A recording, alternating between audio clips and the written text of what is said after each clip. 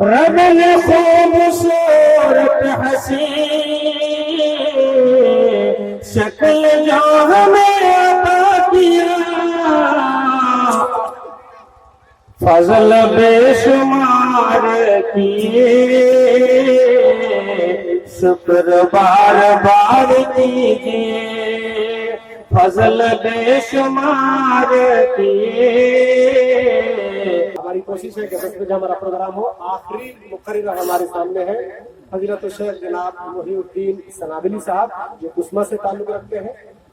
آج کے اجلاس کی وہ صدارت فرما رہے ہیں۔ یہ انشاءاللہ العزیز توحید اور اس کے تقاضے اس عنوان پر خطاب فرمائیں گے انشاءاللہ العزیز۔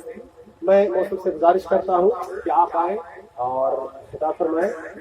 شاید نے بہت اچھا کہا تھا توحید کے بارے میں۔ توحید مطلب اللہ کو ایک ماننا۔ توحید کی امانت سینوں میں ہے ہمارے، توحید کی امانت سینوں میں ہے ہمارے، آسا نہیں مٹانا نام و نشاں ہمارا۔ جب ہمارے دل میں صرف اللہ ہے تو دنیا میں کوئی ہمیں مٹا نہیں سکتا، یہ شاعر نے کہا تھا۔ اب حضرت الشیخ جناب محی الدین سنابلی صاحب۔ ان الحمد لله نحمده ونستعينه ونستغفره ونعوذ بالله من شرور انفسنا ومن سيئات اعمالنا، من يهده الله فلا مضل له ومن يضلل فلا هادي له، واشهد ان لا اله الا الله وحده لا شريك له، واشهد ان محمدا عبده ورسوله، اما بعد فان خير الحديث كتاب الله وخير الهدي هدي محمد صلى الله عليه وسلم، وشر الأمور محدثاتها وكل محدثة بدعة وكل بدعة ضلالة وكل ضلالة في النار۔ أعوذ بالله من الشيطان الرجيم، بسم الله الرحمن الرحيم۔ ولقد بعثنا في كل أمة رسولا أن اعبدوا الله واجتنبوا الطاغوت۔ برادران اسلام، اسٹیج پر بیٹھے علماء کرام، باشندگان ضلع، دور دراز سے آئے ہوئے سامعین حضرات، پردہ نشین میری ماں اور بہنیں، آج کے اس پررونق پروگرام میں آپ کے سامنے مجھے جس موضوع پر خطاب کرنا ہے وہ ہے توحید اور اس کی تقاضے۔ انشاءاللہ تعالی مختصر وقت میں آپ کو میں سمجھانے کی کوشش کروں گا کہ توحید کس کو کہتے ہیں، ایک مسلمان کو کس انداز میں رہنا چاہیے۔ مجھ سے پہلے جتنے بھی علماء کرام آئے انہوں نے بڑی اچھی اور قیمتی باتیں آپ کو بتائی ہیں۔ یہ دور دراز سے چل کر اپنی قیمتی وقت کو نکال کر آپ کو دین کی باتیں، قرآن و حدیث کی باتیں سنانے کے لیے پہنچے، اور آپ نے اس کا ثبوت دیا کہ مغرب کے بعد سے لے کر ابھی تک آپ دل جمعی کے ساتھ بیٹھے ہوئے ہیں، قرآن و حدیث کی باتیں سن رہے ہیں، اور مجھے یقین ہے کہ آج کا یہ پروگرام کامیاب ہوگا۔ یقیناً آپ کی دل جمعی یہ ثابت کر رہی ہے کہ کچھ یہاں سے آپ لے کر جائیں گے۔ علماء کرام نے جو بھی باتیں آپ کو بتائی ہیں انشاءاللہ تعالی اس پر عمل پیرا ہونے کی آپ کوشش کریں گے۔ میری ماں اور بہنوں سے بھی گزارش ہوگی کہ آپ توجہ کے ساتھ سنیں۔ توحید بڑا ہی اہم موضوع ہے، اسلام کی بنیاد ہے۔ ایک آدمی دائرہ اسلام میں داخل ہوتا ہے، کلمہ شہادت اشہد ان لا الہ الا اللہ واشہد ان محمد رسول اللہ کا اقرار کرتا ہے۔ آج میں آپ کو یہی سمجھانے کے لیے مختصر وقت میں کھڑا ہوں तौहीद किसको कहते हैं, क्या मतलब है कलिमा जिसको हम रात दिन पढ़ते हैं, ला इलाहा इल्लल्लाह मुहम्मदुर रसूलुल्लाह, क्या मतलब है इसका, जुबान से हम क्या इकरार करते हैं। मैं इन्हीं चीजों को आपको समझाने की कोशिश करूंगा इंशाअल्लाह ताला। तो आइए सबसे पहले मैं तौहीद की तारीफ आपके सामने रखूं।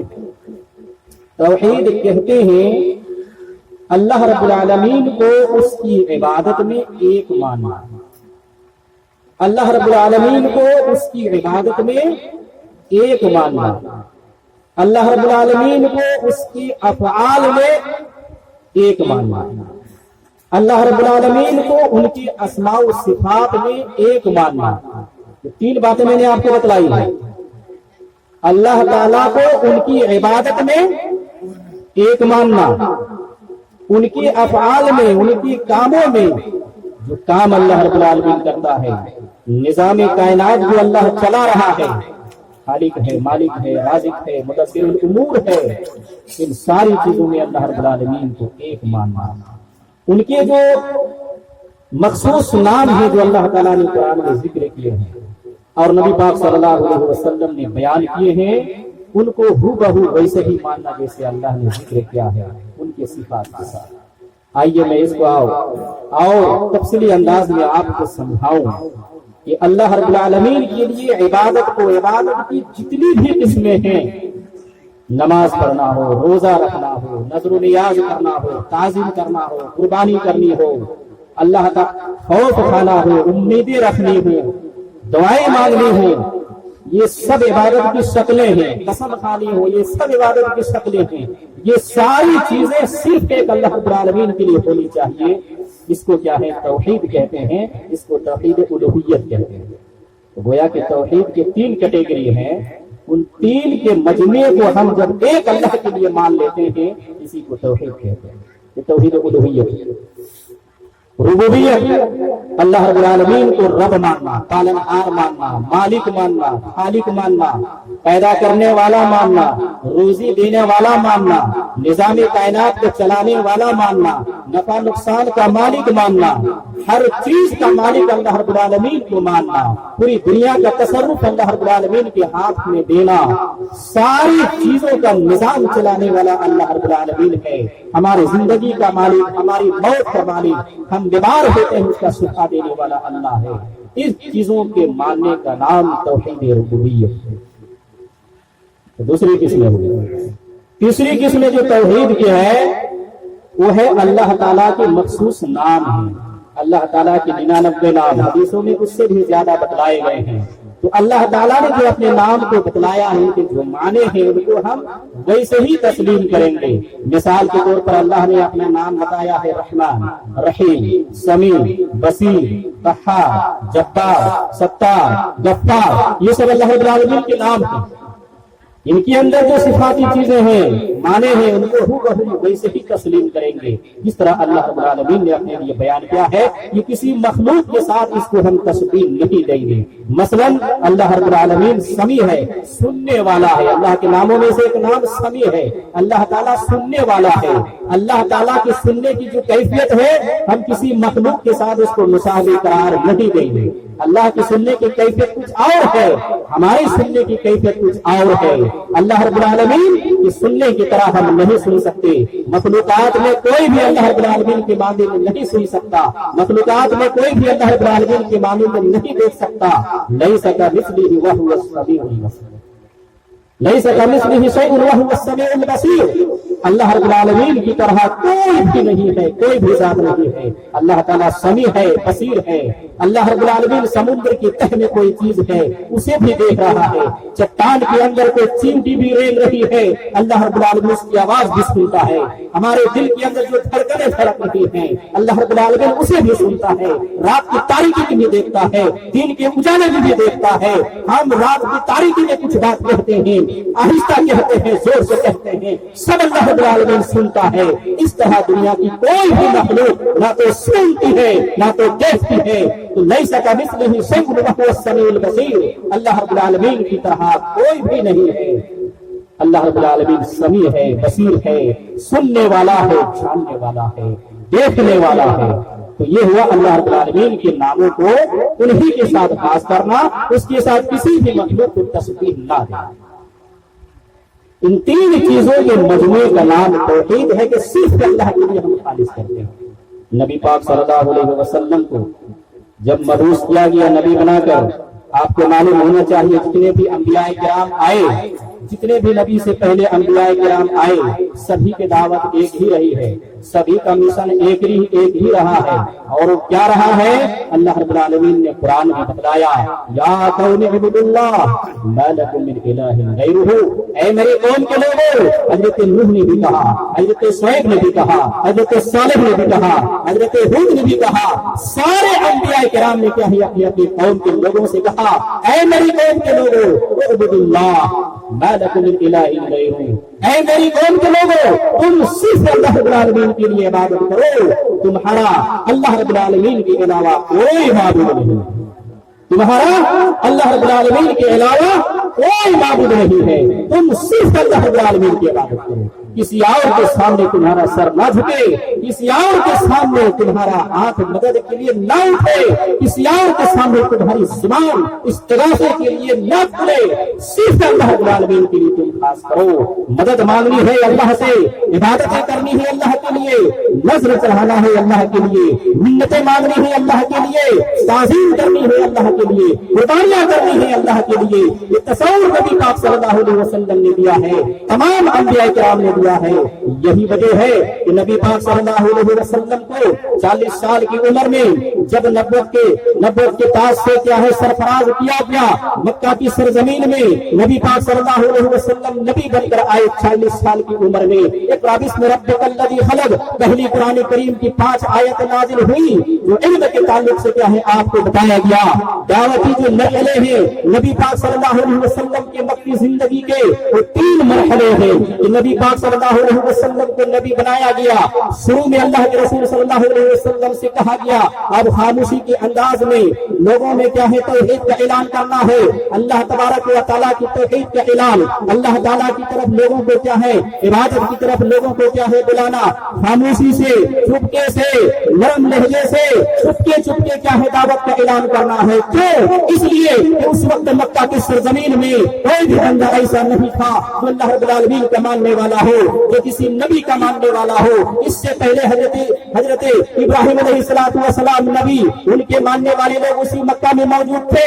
اتنے سال گزرنے کے بعد لوگوں میں بدعتیں آ گئی، شرک آ گیا، خرافات آ گئے۔ وہی خانہ کعبہ ہے جو اس سے پہلے حضرت ابراہیم نے اعلان کیا تھا، پوری دنیا کے لوگوں کو دعوت دی تھی کہ خانہ کعبہ کو ہم نے بنایا ہے، رب العالمین کے حکم سے بنایا ہے، باپ بیٹے نے مل کر بنایا ہے، یہ اللہ رب العالمین کا اعلان ہے۔ دنیا کے ہر کونے سے لوگ آئے اور خانہ کعبہ کو طواف کریں، اس میں حج کریں، اللہ رب العالمین کے لیے عبادتیں کریں۔ جو طریقہ نبی ابراہیم علیہ السلام نے بتایا تھا اس طریقے کے مطابق حج بھی ہو رہا تھا، طواف بھی ہو رہا تھا۔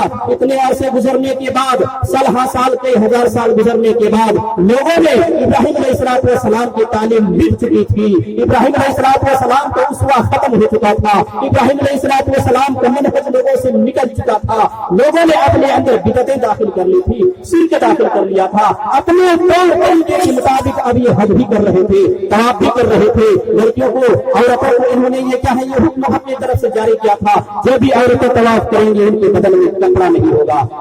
کتنی کھلونی حرکت تھی، کتنی کھلونی حرکت تھی۔ میرے بھائی بزرگ دوستو، ایسے ماحول میں یہاں مشرکانہ ماحول ہو، بت پرستانہ ماحول ہو، ایک بھی اللہ کا ماننے والا نہیں، اس ماحول میں نبی کو نبی بنا کر بھیجا گیا ہے۔ اس لیے اللہ رب العالمین نے کہا کہ آپ خاموشی کے انداز میں 3 سال تک کیا ہے آپ نے دعوت کی، آپ کو یہی حکم دیا گیا تھا۔ 3 سال تک آپ نے لوگوں کو کیا ہے دعوت دی کہ اللہ ایک ہے، اسی کی عبادت کرنی ہے، کسی اور کے لیے عبادت جائز نہیں ہے۔ اور اس پیغام کو اللہ کے رسول صلی اللہ علیہ وسلم نے خاموشی کے انداز میں دیا۔ پہلے اپنے گھر والے کو، اپنے بیوی خدیجہ کو، اپنے کیا ہے دوست ابو بکر صدیق کو، اپنے کیا ہے چچیرے بھائی حضرت علی کو، اس طرح سے کیا ہے دعوت کو اپنے عام کیا۔ یہ لوگ مسلمان ہوئے، اس کے بعد پھر کیا ہے دوسرے لوگ مسلمان مسلمان ہونا شروع ہوئے 3 سال کا مرحلہ خاموشی کے انداز میں کیا ہے گزرتا ہے. 3 سال کے بعد اللہ رب العالمین نے اسی توحید کی دعوت کو اعلان لوگوں میں پیش کرنے کے لیے کہا کہ اے نبی پاک صلی اللہ علیہ وسلم اب آپ کو کیا ہے گھر کے اندر چھپ کر کیا ہے دعوت نہیں دینی ہے. اعلان لوگوں نے اپنی دعوت کو آغاز کرنا ہے, توحید کے ڈنکے بجانے ہیں, لوگوں کو بتانا ہے عبادت صرف اللہ کے لیے جائز ہے, کسی اور کے لیے جائز نہیں ہے. مالک صرف اللہ رب العالمین ہے, نفع نقصان کا مالک صرف اللہ رب العالمین ہے, روزی کے مالک صرف اللہ رب العالمین ہے, حیات موت کے مالک صرف اللہ رب العالمین ہے. یہ آپ کو اعلان بتانا ہے. وانذر عشیرتک الاقربین, قرآن کریم کی آیت ہے. وانذر عشیرتک الاقربین, کہ اے نبی پاک اپنے آپ کنبے قبیلے کے لوگوں کو, اڑوس پڑوس کے لوگوں کو, اپنے خاندان کے لوگوں کو آپ ڈرائیے, بتائیے اللہ رب العالمین کی عبادت کا طریقہ. اللہ ایک ہے, یہ پیغام پہنچائیے, جنت و جہنم کا پیغام پہنچائیے. شرک حرام ہے, بت پرستی حرام ہے, دوسروں کو آگے کیا ہے سر ٹیکنا حرام ہے, دوسرے سے مانگنا حرام ہے. یہ بتائیے ہم لوگوں کو اعلان بتائیے. چنانچہ اللہ کے رسول صلی اللہ علیہ وسلم نے عرب کے اس صحرا میں لوگوں کو جمع کیا اور بتایا, توحید کے اعلان کو عام کیا کہ اللہ تعالیٰ نے مجھے نبی تک بنا کر بھیجا ہے, پیغام دیا ہے, میں محمد اللہ کے نبی ہوں, میرا اللہ کا یہ پیغام ہے کہ تم سب صرف اللہ رب العالمین کی عبادت کے لیے آ جاؤ, صرف اللہ رب العالمین کی عبادت کرو, کسی اور کے لیے عبادت جائز نہیں. اللہ کے رسول صلی اللہ علیہ وسلم نے لوگوں میں اعلان کیا, قولوا لا الہ الا اللہ. اے مکہ کے لوگوں, اے عرب کے لوگوں, تم لا الہ الا اللہ کہو, کامیاب ہو جاؤ. کیا کہا؟ اے عرب کے لوگوں, اے مکہ کے لوگوں, اے قریش کے لوگوں, تم لا الہ الا اللہ کہو, کامیاب ہو جاؤ گے. جب یہ کہنا تھا مکہ میں کوہرام بچ گیا, خلبلی بچ گئی. وہی نبی تھے جو ابھی تک مکہ میں سارے لوگوں کے درمیان محبوب تھے, چہیتے تھے, صادق تھے, امین تھے. جب انہوں نے کیا ہے توحید کا اعلان کیا, توحید کا پرچم لہرانے کا اعلان کیا, ایک اللہ کی دعوت کی طرف لوگوں کو بلایا, لوگوں نے کوہرام مچ کیا, خلبلی بچ گئی. کہا قرآن کے الفاظ ہے, کافروں نے کہا, سرداران قریش نے کہا, بڑے سرداروں نے کہا, ان کے لیڈروں نے کہا, اجعل الالهة الها واحدة ان هذا لشيء عجاب. اتنے سارے معبودوں کو, اتنے سارے معبودوں کو جن کے آگے ہم سب سجود ہو رہے تھے. خانہ کعبہ میں 360 بت مورتیاں رکھی ہوئی تھی چھوٹی بڑی. اتنے سارے ہمارے معبود کبھی بڑی مصیبت میں بڑے بت کے پاس جاتے, اسے مصیبت حل کروانے کے لیے مانگتے, چھوٹی مصیبت میں چھوٹے بت کے پاس جاتے. کبھی کسی کیا ہے مصیبت میں پھنستے, اس انداز میں انہوں نے کیا ہے بانٹ لیا تھا کس مصیبت میں کیا ہے کس بت کے پاس جانا ہے, کس ملک کے پاس جانا ہے. ان کے ذہن و دماغ میں, قلب میں 360 بت بیٹھے ہوئے تھے, ان کی عبادت کر رہے تھے, ان کی پرستش کر رہے تھے, ان کو یہ نفع نقصان کا مالک سمجھ رہے تھے. اس لیے انہوں نے برملا کہا, جب ایک اللہ کا نام سنا, قولوا لا الہ الا اللہ, تم کہو اللہ کے علاوہ کوئی معبود برحق نہیں. کوہرام مچ گیا مکہ کی سرزمین میں, خلبلی مچ گئی. کہا ان لوگوں نے اجعل الالهة الها واحدة, کیا ہم اتنے سارے معبودوں کو چھوڑ دیں, اتنے سارے معبودوں کو ہم چھوڑ دیں صرف ان کے کہنے پر. ان هذا لشيء عجاب, یہ تو بڑی عجیب و غریب بات ہے, یہ تو کبھی کسی نے نہیں کہا. کیسے ہم چھوڑ دیں اتنے سارے معبودوں کو جن کے آگے سر ٹیکتے ہیں, جن کے آگے منتیں مانگتے ہیں, بہت کچھ کرتے ہیں, کیسے چھوڑ دیں ان کو؟ بڑے بڑے سرداروں نے کہا, لیڈروں نے کہا, وَانْطَلَقَ الْمَلَأُ مِنْهُمْ أَنِ امْشُوا وَاصْبِرُوا عَلَىٰ آلِهَتِكُمْ. چلو چلو یہاں سے چلو, محمد کا پیغام سننا نہیں ہے. یہ کیا ہے پاگل ہو گئے, مجنون ہو گئے ہیں. اپنے ماں کے ہاتھوں سے کہا چلو چلو ہٹو, چلو یہاں سے بھیڑ بھاڑا ختم کرو, وَاصْبِرُوا عَلَىٰ آلِهَتِكُمْ, اپنے اپنے معبودوں میں جڑ جاؤ. جو تم نے چھوٹے بڑے معبود بنا رکھے ہیں اپنے دلوں میں, اپنے گھروں میں, خانہ کعبہ کے اندر, اس کی عبادت میں, اس کی پرستش میں جم جاؤ, چھوڑو نہیں ان کے کہنے پر. أَإِنَّ لَتَارِكُونَ, کیا ہم یہ شاعر مجنون دیوانے کی بات پر ہم اتنے سارے معبودوں کو چھوڑ دیں گے؟ نہیں چھوڑیں گے. وَاصْبِرُوا عَلَىٰ آلِهَتِكُمْ, اپنے اپنے معبودوں سے کیا ہے کہ ساتھ تم جم جاؤ. یہ تھا कुरैश के लोगों का, मक्का के लीडरों का पैगाम किनको दे रहे थे? अपने छोटे मातहत लोगों को। नबी के कौल को नहीं माना। नबी ने कहा था कुल ला इलाहा इल्लल्लाह, ला इलाहा इल्लल्लाह कहो, कुछ नहीं, कामयाब हो जाओगे। अरब और अजम की हुकूमत तुम्हारे ज़ेरे नगी होगी, पूरी दुनिया की हुकूमत तुम्हारी क्या है, ज़ेरे नगी होगी, तुम्हारे कदमों में होगी। अरब में भी तुम्हारी हुकूमत होगी, अजम में भी तुम्हारी हुकूमत होगी, दुनिया के हर कोने में तुम्हारी हुकूमत होगी। तुम कहो तो सही, अल्लाह के अलावा कोई माबूद नहीं है। ला इलाहा इल्लल्लाह, इस पैगाम को आम किया कि अल्लाह के अलावा कोई माबूद नहीं है। ये कहो तो सही। अरब भी तुम्हारे ज़ेरे लगी, अजम भी तुम्हारे ज़ेरे लगी, कैसरो किसरा भी तुम्हारे ज़ेरे लगी, दुनिया की हर हुकूमत, हर सल्तनत तुम्हारे ज़ेरे लगी हो जाएगी। लेकिन मक्का के काफिरों को ये नहीं समझ में आया। क्यों? वो समझ रहे थे ला इलाहा इल्लल्लाह, समझ रहे थे इसका कहने के मतलब ये है कि तुम्हें सारी हुकूक को हम छोड़ना पड़ेगा, हमको हमारी सरदारी खत्म हो जाएगी, हमारा जाहो मनसब खत्म हो जाएगा, हमारी कुर्सी खत्म हो जाएगी, हमारा जो दबदबा और रोब है माशरे पर वो खत्म हो जाएगा। नबी के ताबे हो जाना पड़ेगा, इनकी बातों पर चलना पड़ेगा। इसलिए उन्होंने क्या है, इनकार किया और ला इलाहा इल्लल्लाह के मफहूम को समझ रहे थे। जुबान उनकी थी, वो समझ रहे थे इस पैगाम को। इसका कहने के मतलब ये है कि सारे बुतों को जो छोटे बड़े हमने अपने दिल में जगह दी है, खाना काबा में रखा है, अपने घरों में रखा है, सबको छोड़ना पड़ेगा। इसलिए नहीं कह रहे थे क्योंकि वो छोड़ना नहीं चाहता। ला इलाहा इल्लल्लाह, आइए मैं आपको बतलाता हूँ ला इलाहा इल्लल्लाह का क्या मतलब है। ला इलाहा इल्लल्लाह, इस कलमे के दो जुज़ हैं। पहला जुज़ ला इलाहा, कोई माबूद नहीं, कोई इबादत के लायक नहीं, कोई परस्तिश के लायक नहीं, कोई रोजी देने वाला नहीं, कोई मालिक नहीं, कोई नफा नुकसान का मालिक नहीं, कोई मौत हयात का मालिक नहीं, कोई जिंदगी देने वाला नहीं, कोई शिफा देने वाला नहीं, कोई मुदब्बिरुल उमूर नहीं। सारी चीजों की नफी की है अल्लाह रब्बुल आलमीन ने। ला इलाहा, तुम ये कहो कि दुनिया में कोई भी माबूद नहीं है, कोई भी इबादत के लायक नहीं है। पहले दिल से इसे निकालो कि कोई भी इबादत के लायक नहीं, कोई भी मालिक नहीं, कोई भी पैदा करने वाला नहीं, कोई भी रोजी देने वाला नहीं, कोई भी नफा नुकसान का मालिक नहीं, कोई भी निज़ाम कायनात को चलाने वाला नहीं।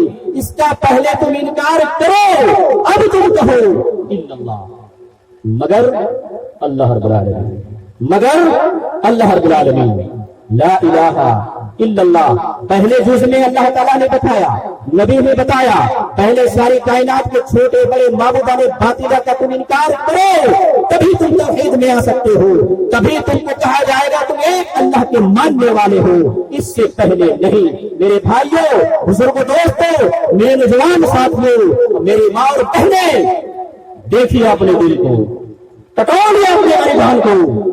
आपने दुनिया के छोटे बड़े माबूदों को अपने दिल से निकाला है कि नहीं, इनकार किया है कि नहीं, सिर्फ अल्लाह को अपना इबादत और माबूद तस्लीम किया है कि नहीं, सिर्फ अल्लाह को अपना हकीकी मालिक समझा है कि नहीं, सिर्फ अल्लाह को अपना रोजी देने वाला समझा है कि नहीं, सिर्फ अल्लाह को अपने मौत और हयात का मालिक समझा है कि नहीं, सिर्फ अल्लाह को निज़ाम कायनात को चलाने वाला समझा है कि नहीं। टटोलो अपने दिल को कि अल्लाह के अलावा किसी और को भी आपने अपने दिल में जगह दी है कि कोई और भी नफा नुकसान का मालिक है, कोई और भी निज़ाम कायनात को चलाने वाला है, कोई और भी इबादत के लायक है। ऐसी चीजें हैं दिल में, अगर है तो निकालो, तभी जाकर तुम तौहीद में आ सकते हो, एक अल्लाह के मानने वाले बन सकते हो। नहीं तो नहीं। यही पैगाम है नबियों का, यही पैगाम है रसूलों का। पहले तुम इनकार करो कि कोई माबूद नहीं, कोई मालिक नहीं, कोई राज़िक नहीं, कोई खालिक नहीं इल्लल्लाह, मगर सिर्फ अल्लाह रब्बुल आलमीन, मगर सिर्फ अल्लाह रब्बुल आलमीन। इबादत के लायक सिर्फ अल्लाह है। हमारा सर झुके तो सिर्फ अल्लाह के आगे, हम कुछ मांगे तो सिर्फ अल्लाह से मांगे, हम कुर्बानी करें तो सिर्फ अल्लाह के लिए करें, हम नजर नियाज करें तो सिर्फ अल्लाह के लिए करें, हम कसम खाएं तो सिर्फ अल्लाह के लिए कसम खाएं, हम मुहब्बत करें तो सिर्फ अल्लाह से करें, हम डरे तो सिर्फ अल्लाह से डरें, हम उम्मीद रखें तो सिर्फ अल्लाह रब्बुल आलमीन से उम्मीद रखें। दुनिया में किसी और से ना तो उम्मीद रखनी है, ना तो डर रखना है, ना इबादत करनी है, ना क्या है किसी और के सामने हाथ उठाना है।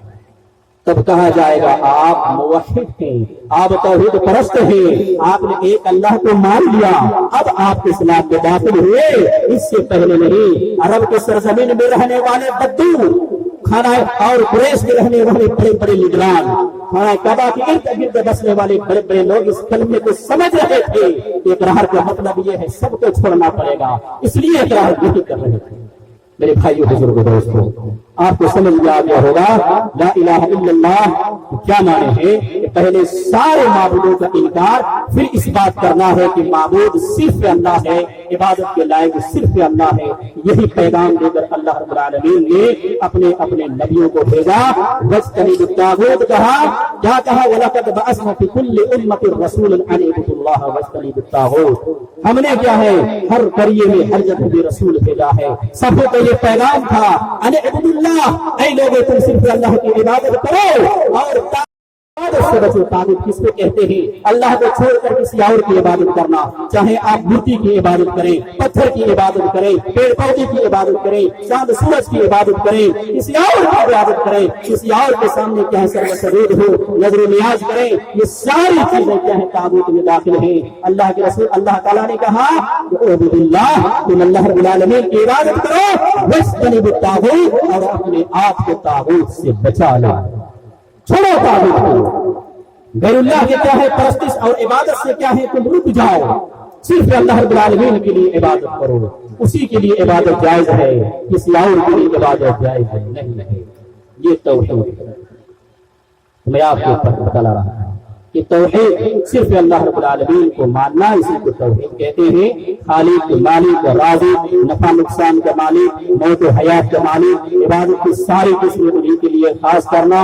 जो इन चीजों को दिल से मान लेता है, ज़बान से भी इकरार करता है और हाथ पैर जिस्म वगैरह से अमल करके भी दिखलाता है, वही आदमी मुवहिद है, वही आदमी क्या है ईमान वाला है, वही आदमी अल्लाह पर ईमान रखता है, रसूल पर भी ईमान रखता है। अगर क्या है वो आदमी ऐसा नहीं करता है, अपने अंदर किसी और को भी जगह देकर रखा है, अल्लाह की मोहब्बत से ज्यादा किसी और की मोहब्बत उसके दिल में बैठी हुई है, अल्लाह की ताज़ीम से ज्यादा किसी और की ताज़ीम उसके दिल में बैठी हुई है, अल्लाह की तकरीम से ज्यादा किसी और की तकरीम उसके दिल में बैठी हुई है, तो अभी ला इलाहा नहीं हुआ। उसने अभी महबूबों का इनकार नहीं किया, बल्कि उसको दिल में बैठाया है, इसलिए अभी ये मुवहिद हो नहीं सकता है। इसलिए पहले सारे माबूदान बातिल का इनकार करो, फिर तुम कहो इल्लल्लाह, मगर अल्लाह रब्बुल आलमीन ही इबादत के लायक है, तभी मुवहिद हो सकते हैं। ये है तौहीद का तकादा। मेरे भाइयों बुजुर्ग दोस्तों, ये तौहीद का लफ्ज़ मैंने आपको समझाया। आइए मैं आपको बतलाता हूँ तौहीद परस्त का अंजाम क्या है, उसके तकाजे क्या है। जब एक आदमी दिल से क्या है अल्लाह ताला को अपना माबूद मान लेता है, मोहम्मद सल्लल्लाहु अलैहि वसल्लम को अपना रसूल तस्लीम कर लेता है, तो नबी पाक सल्लल्लाहु अलैहि वसल्लम बयान फरमाते हैं मन माता ला युशरिकु बिल्लाहि शैअन दखलल जन्नह।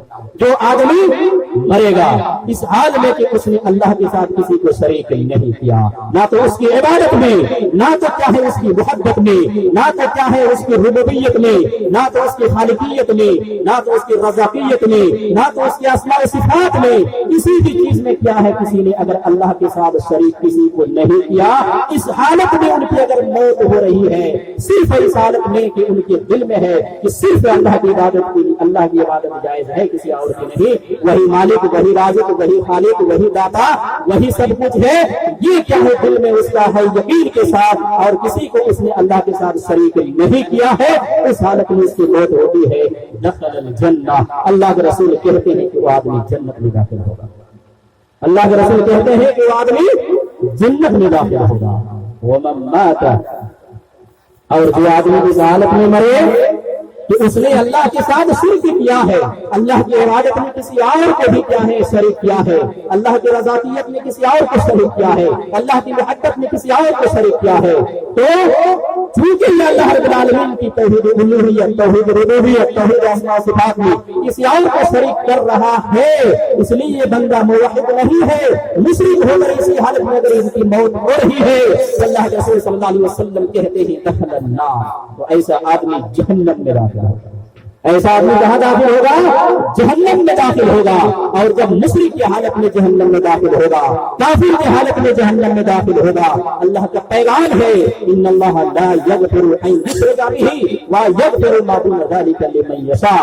اللہ مشرک کو کبھی معاف نہیں کرے گا، اللہ شرک کرنے والے کو کبھی معاف نہیں کرے گا. شرک کے علاوہ جتنے بھی گناہ انسان کر لے، اگر اس کے اندر توحید ہے، اس حالت میں ان کی موت ہوئی ہے تو اللہ چاہے گا تو اس کو معاف کر سکتا ہے، چاہے گا تو جہنم میں بھیج کر عذاب دے کر تپا کر کوئلے بنا کر اخیر میں اس کو جنت نصیب کرے گا اگر اس کے اندر شرک نہیں ہے. لیکن اگر شرک کی حالت میں مرا ہے تو اللہ کی قانون ہے کہ اللہ تعالیٰ کبھی معاف نہیں کرے گا، کبھی معاف نہیں کرے گا، ہمیشہ کیا ہے اللہ تعالیٰ اس کو جہنم میں رکھے گا.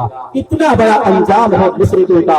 میرے بھائیوں بزرگوں دوستوں، وقت میرا ختم ہو چکا ہے. توحید کا مفہوم میں آپ کو سمجھا رہا تھا.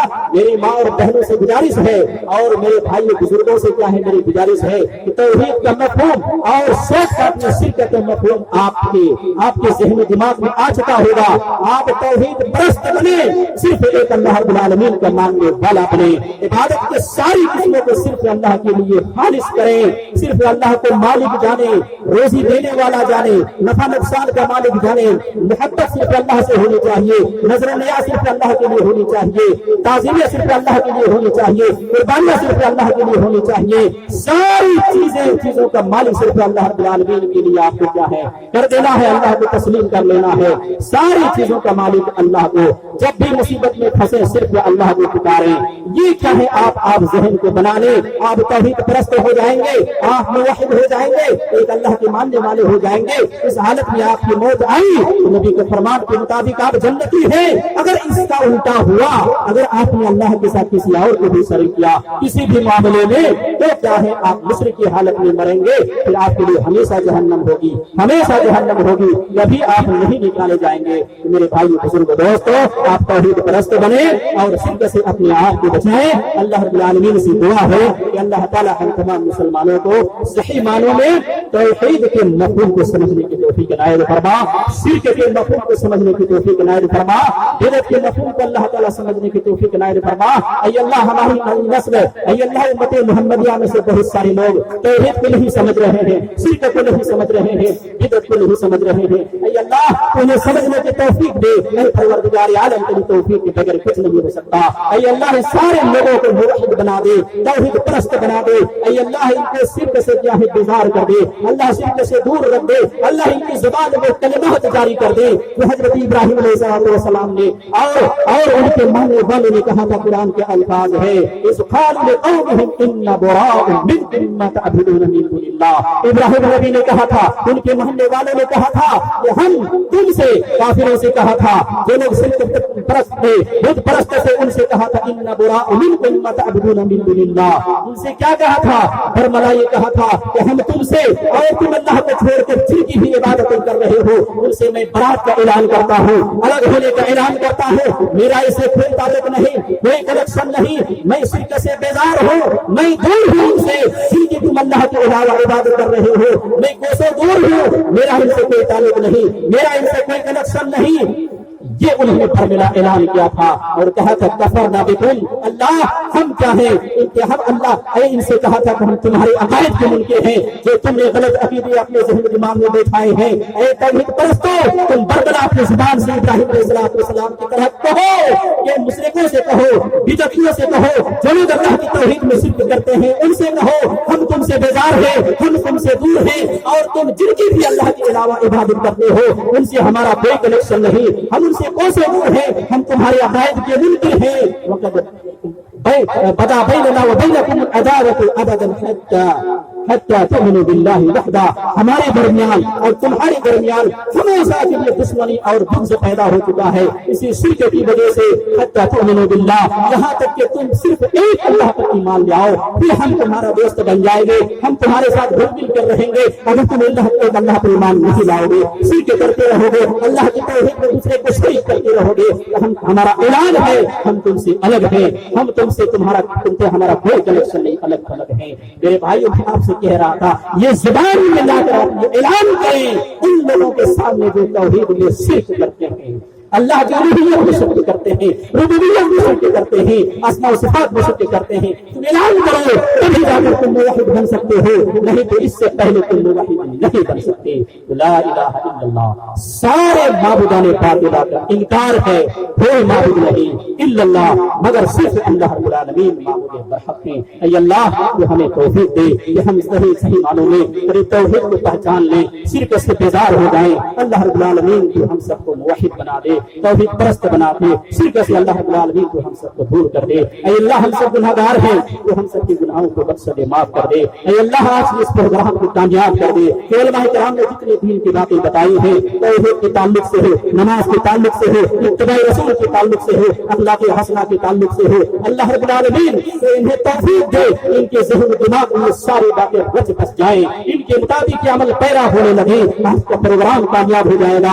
اے اللہ رب العالمین تو اس پروگرام کو کامیاب کر دے۔ اے اللہ تیرے مدد کے بغیر، تیرے توفیق کے بغیر کچھ بھی نہیں ہو سکتا۔ اے اللہ ہم گنہگار بندے تیرے دربار میں ہاتھ اٹھائے دعا گو ہیں۔ اے اللہ تو ان سب کے اندر اصلاح فرما، اے اللہ سب کے اندر اخلاق حسنہ سے مزین کر دے، سب کو نمازی بنا دے، سب کو توحید پرست بنا دے، سب کو اے اللہ سب کو چاہے نمازی بنا دے، توحید پرست بنا دے، محبت رسول ان کے اندر کوٹ کوٹ کر بھر دے کہ اللہ کے رسول کی محبت کے علاوہ کچھ بھی محبت ان کے دل میں نہ ہو۔ اللہ رب العالمین ایسی توفیق عنایت فرما۔ اے اللہ ہم سب گنہگار ہیں، تو ہم سب کے گناہوں کو بخش دے، معاف کر دے۔ اللہ رب العالمین ہم سب کے گناہوں کو بخش معاف کر دے۔ وآخر دعوانا ان الحمد للہ رب العالمین۔ السلام علیکم ورحمۃ اللہ وبرکاتہ۔